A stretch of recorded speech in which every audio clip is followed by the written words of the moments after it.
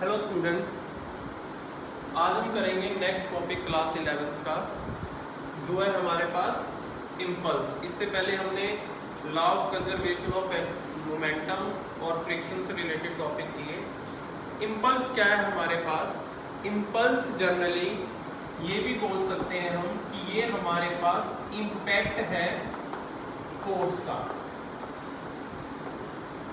किसी बॉडी पर लगने वाली फोर्स को जब टाइम के साथ रिलेट कर देते हैं तो उस कंबाइन इफेक्ट को हम क्या बोलते हैं? इम्पल्स बोलते हैं। अगर बात डेफिनेशन की करें तो इम्पल्स की डेफिनेशन ये कहती है कि किसी बॉडी पर एक शॉर्ट इंटरवल ऑफ टाइम पे लगने वाली फोर्स आपको क्या बताती है? इम्पल्स बताती है। लिख लेते हैं डेफिनेशन, देखिए। When a large force act on a body, when a large force act on a body in a short interval of time,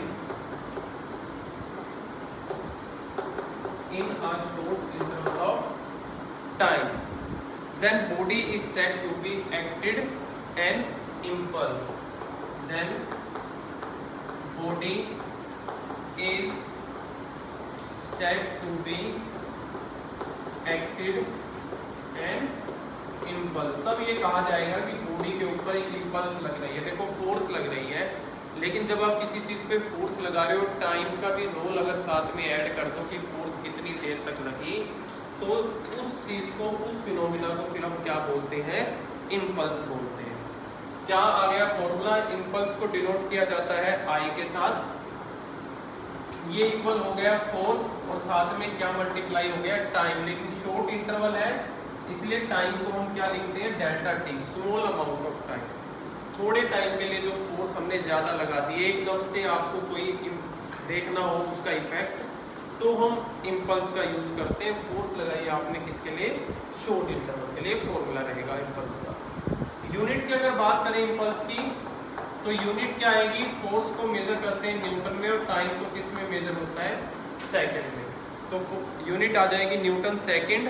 और अगर आपको दूसरे उसमें निकालनी है तो वो है किलोग्राम मीटर पर सेकंड। अगर आपको फोर्स की यूनिट न्यूटन की जगह नहीं, जो फोर्स है उसकी यूनिट न्यूटन नहीं लिखनी, किलोग्राम में लिखना है, तो फिर एक यूनिट हमारे पास ये आ जाती है इम्पैक्ट की। डायमेंशन फॉर्मूले भी आपको साथ साथ याद रख लेने हैं। जो डायमेंशन फॉर्मूला होगा इसका वो होगा m1 n1 t माइनस 1। ये डायमेंशनल फॉर्मूला होगा हमारे पास किसका? इम्पल्स का। ये है हमारे पास इम्पल्स। इम्पल्स से रिलेटेड हमारे पास एक थ्योरम भी है जो हम साथ साथ ही करते हैं जब इम्पल्स कराई जाती है। थ्योरम जो है वो है इम्पल्स मोमेंटम थ्योरम। इम्पल्स का रिलेशन मोमेंटम के साथ डिफाइन किया गया है। थ्योरम का नाम है इम्पल्स मोमेंटम थ्योरम। एक तरीके से इम्पल्स का मोमेंटम के साथ क्या रिलेशन है? देखिए, किसी बॉडी पर लगने वाला इम्पल्स जो है वो इक्वल होता है rate of change of momentum के। कि जब फोर्स लगानी शुरू की तो बॉडी का मोमेंटम क्या था और फिर लगने के बाद मोमेंटम क्या हो गया, क्या कितना चेंज आ गया। तो impulse acting on a body, statement जो है थ्योरम की वो ये है कि impulse acting on a body is equals to change in momentum of body. Change in momentum of body. Change का मीनिंग होता है कि अगर आपको इम्पल्स दी गई है तो इस थ्योरम के अकॉर्डिंग डेफिनेशन आएगी चेंज इन मोमेंटम। उसका मीनिंग ये हुआ final momentum minus initial momentum. ये मीनिंग हुआ। चेंज तो इसी को बोला जाता है, दो वैल्यूज आ गई, फाइनल माइनस इनिशियल। तो इस थ्योरम के अकॉर्डिंग, इम्पल्स मोमेंटम थ्योरम के अकॉर्डिंग, इम्पल्स जो है वो है आपके पास final momentum minus initial momentum. और ये चीज़ हम प्रूफ करके दिखाएंगे आपको कि कैसे इम्पल्स जो है वो फाइनल माइनस इनिशियल मोमेंटम के इक्वल होते हैं। मोमेंटम को किससे डिनोट किया जाता है? P से, और इम्पल्स को I से। तो I को हम क्या लिख सकते हैं? Small p, P2 minus P1। P2 अगर फाइनल मोमेंटम है, P1 अगर इनिशियल मोमेंटम है, तो फिर इम्पल्स किसके इक्वल होनी चाहिए? P2 माइनस P1 के। तो ये है आपके पास वो फॉर्मूला जो स्टेटमेंट से आया किसकी? इम्पल्स मोमेंटम थ्योरम की। अब इसको प्रूफ करके दिखाना है कि क्या एक्चुअल में ऐसा होता है। तो देखिए, अब हम इम्पल्स मोमेंटम थ्योरम को प्रूफ करेंगे, और ये जो फॉर्मूला आएगा ये हमने यहीं लिखा हुआ है, इसको हम रब नहीं कर रहे, लास्ट में यही चीज यहाँ पे प्रूफ होगी। देख लीजिए, प्रूफ करते हैं। देखो इसका, according to Newton's second law, Newton's के 3 लॉ आपको कराए गए। सेकंड लॉ के अकॉर्डिंग आपने ये पढ़ा कि जो फोर्स होती है वो इक्वल होती है rate of change of momentum, dp by dt। इस इक्वेशन को हम लिख सकते हैं, dt को इधर ले जाओ तो f dt किसके इक्वल आ गया?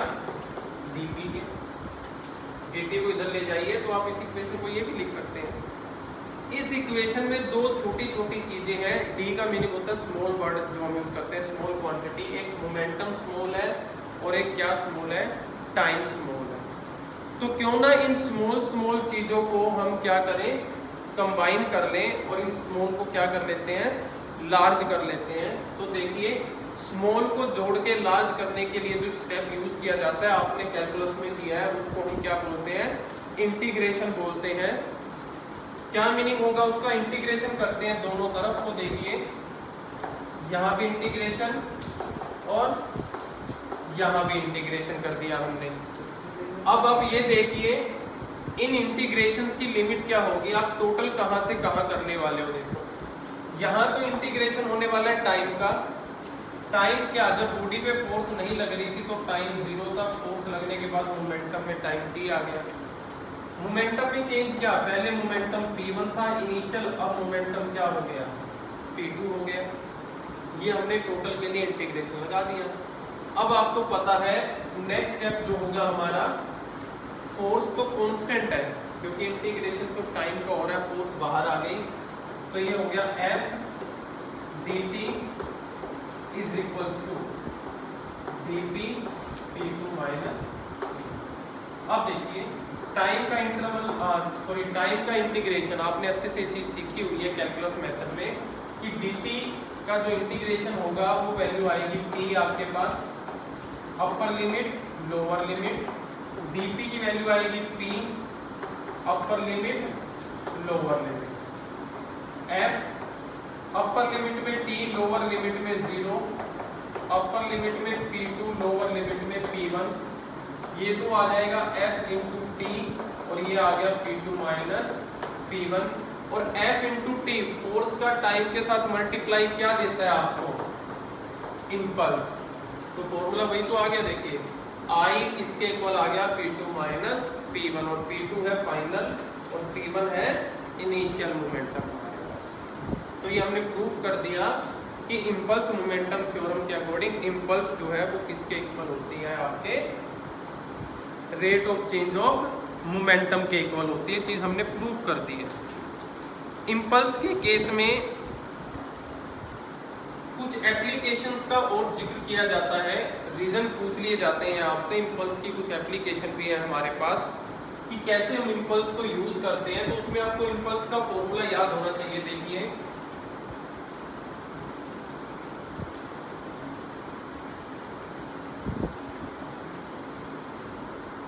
एप्लीकेशन ऑफ इम्पल्स कर सकते हैं हम इस टॉपिक को।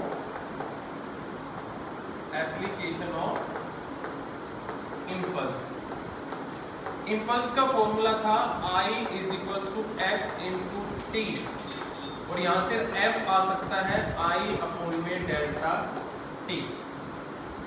अब ध्यान से देखिए, फोर्स और टाइम एक दूसरे के इनवर्सली प्रोपोर्शनल है। तो अगर टाइम ज़्यादा लग रहा है तो इसका मीनिंग है फोर्स की वैल्यू क्या हो जाएगी, कम हो जाएगी। और अगर टाइम कम है तो इसका मीनिंग है फोर्स की वैल्यू क्या होगी, ज़्यादा होगी। इस रिलेशन के बेस पे हमने इम्पल्स की डेफिनेशन जो है या इम्पल्स की एप्लीकेशन हमने जो है वो नई प्रिपेयर करी। जैसे एक हम डिस्कस करते हैं first, a cricketer louvers his hands during a catch. जब क्रिकेट के मैदान में कोई फील्डर कैच पकड़ता है तो वो अपने हैंड्स जो है कैच पकड़ते टाइम नीचे की तरफ लेके आता है। उसका ऐसा करने का मेन मकसद क्या होता है, वो है इस फॉर्मूले से एक्सप्लेन। हैंड्स नीचे करने का मीनिंग ये है